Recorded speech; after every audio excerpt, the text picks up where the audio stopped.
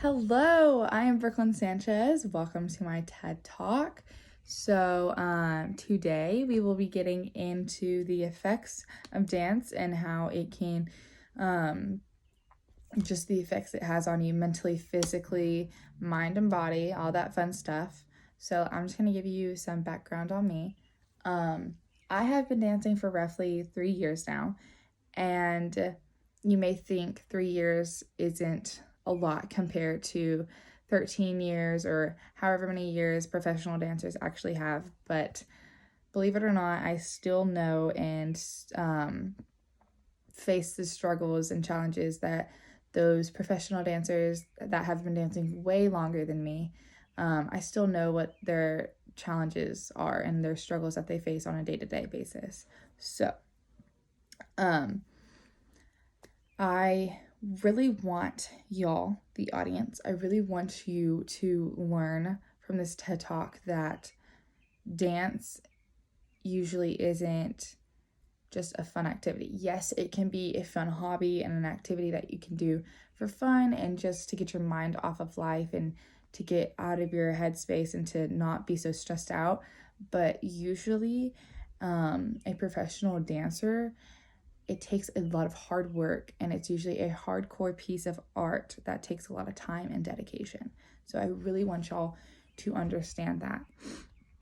So I'm going to go ahead and get started into my first source. But before I do, I just want to let you know that all the sources will be linked down in the description below. That way, if I don't say something that you really want to know, maybe then hopefully they will be in the links that are provided. So my first source is Dance on the Brain, and I really loved this website because not only did it talk about how much hard work goes into each genre of dance, but it also talked about the many different styles of dance that there is. That there isn't just one piece and one genre of dance. Like, if you're not in dance, you may think dance is dance. They just turn some music on and they dance, but there are so many different styles and so many different ways you can move to a specific piece of music.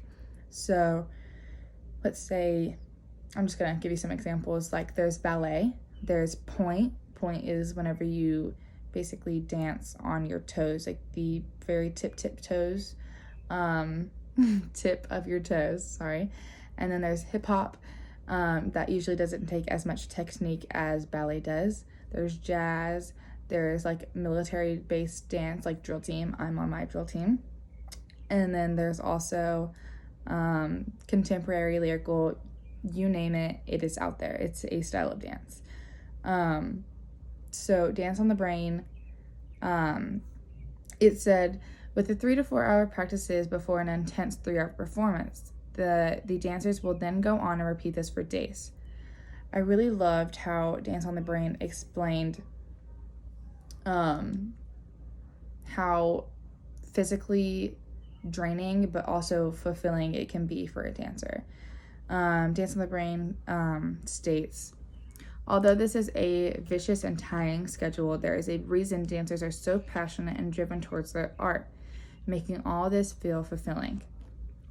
And coming from a dancer myself, I can, yes, practices do kind of stink. You really don't really want to put a lot of effort, like after school. You really just want to go home, go to sleep, just like relax.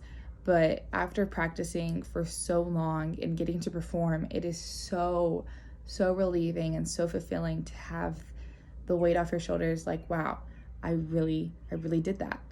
And dance, yes, it can be draining, but I also really want y'all to understand how amazing and fun it can be at the same time. So, yeah. Moving on to my second source. Yes, Dance on the Brain is true, but I mainly learned that there are so many things that go through a dancer's mind while dancing. Yes, you may think I would know that personally, but I didn't really realize it until I read it from this source. And I was like, wow, I do those things too. Um, so, while dancing, a dancer has to remember all the corrections, counts to the music, and dance moves themselves, and also remember to smile and make the dance look flawless. The brain is the most important part of the body and the function for a dancer, because that is where all the key components really go to make the dancer realize, oh, I need to do this while I do this, and I need to go on and I need to make sure I'm on the right count, and I need to make sure that I'm smiling, and I need to make sure that I'm pointing my toes, and I'm doing all the basic steps that a dancer needs to do while they're performing for a live audience or a not live audience. It really just depends on what the performance is for.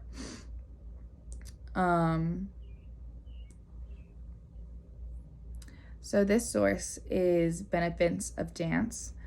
Again, I will link it down below. But the main thing I learned is not only does the brain remember all the basic needs of a dancer that you need to do while you're performing, but it also keeps the dedication for a dancer alive. To be a dancer, you have to be in it fully, or you'll want to quit, because it's not an easy activity. It's not an easy sport. And if it was easy, then everybody would do it. And it's not. It's actually very draining. So recently, a couple months back, I had an injury, and it took me out for a couple months, and it really hurt, because I had to watch my team dance without me, and it wasn't fun. It was not fun, because I am very passionate about this. This is something that I love fully, and without that dedication, I don't think that I would have been able to push through that injury and been able, after my recovery, to be like, oh, I'm going to do this. I'm going to push through my physical training, and I'm going to keep dancing because this is something that I loved, without the dedication and passion that I have for the dance and the art that dance is. So yeah, that's something that I really realized from Benefits of Dance, because not only is it a brain thing, but it's also a heart thing. So the dedication that I have held in my heart and all the things that I have in my brain, it really all pieces together whenever I think about it. And I didn't really think about how hard it was until I read this, and I was like, wow, yeah, I really connect to that. So that's also why I loved Benefits of Dance so much, because you also get to understand, whenever you're reading from the website, you also get to understand why a dancer does and loves what they do. So that's why I love that source so much. Okay, last source, here we go.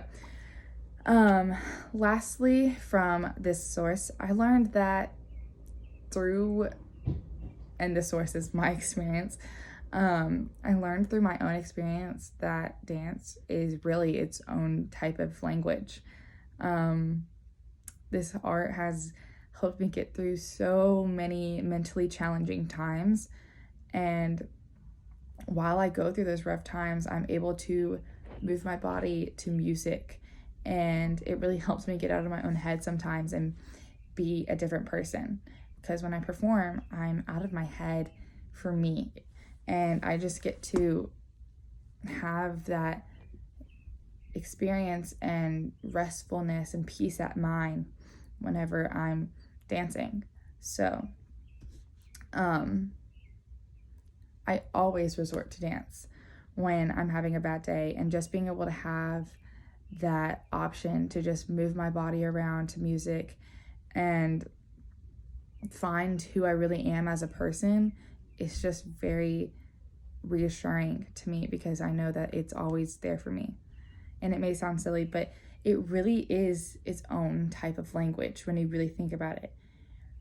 If you're dancing, it can be a message to somebody out there who needs to hear something. Like, they can hear it in the way you move and in the way you express yourself through the dance. honestly, without dance, I don't know who I would be today.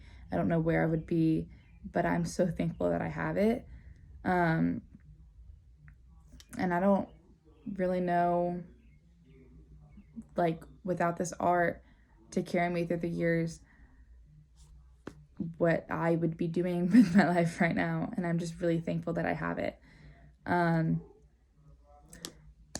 Yes, dance can be a lot on the body, but it is mainly about how your brain pushes you through all those hard times and through the challenging practices.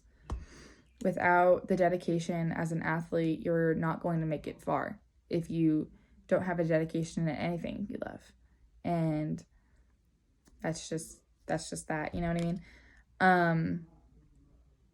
No one can get through anything without the mental support of just pushing yourself as a dancer can be so hard. And with that mental support, it really helps you. So also being able to push yourself physically and your physical abilities, that is so, so fun. But piecing this all together, the brain really, really pushes you as an athlete, as an artist, as a dancer, as whatever you're in. The brain really can push you to say, oh, I don't really want to do this, or oh, this is something I'm really passionate about and something I want to continue in. So with the physical and mental components that you have as a dancer or in anything you're in, without those two key components, your body will force you to stop and quit. And if you do, and you let your brain get in your own way, then you won't make it far. And to be able to have that and to be able to really push yourself mentally is something I think that is very impressive, especially as a dancer, because there's so much that goes into the art that no one really sees behind the scenes.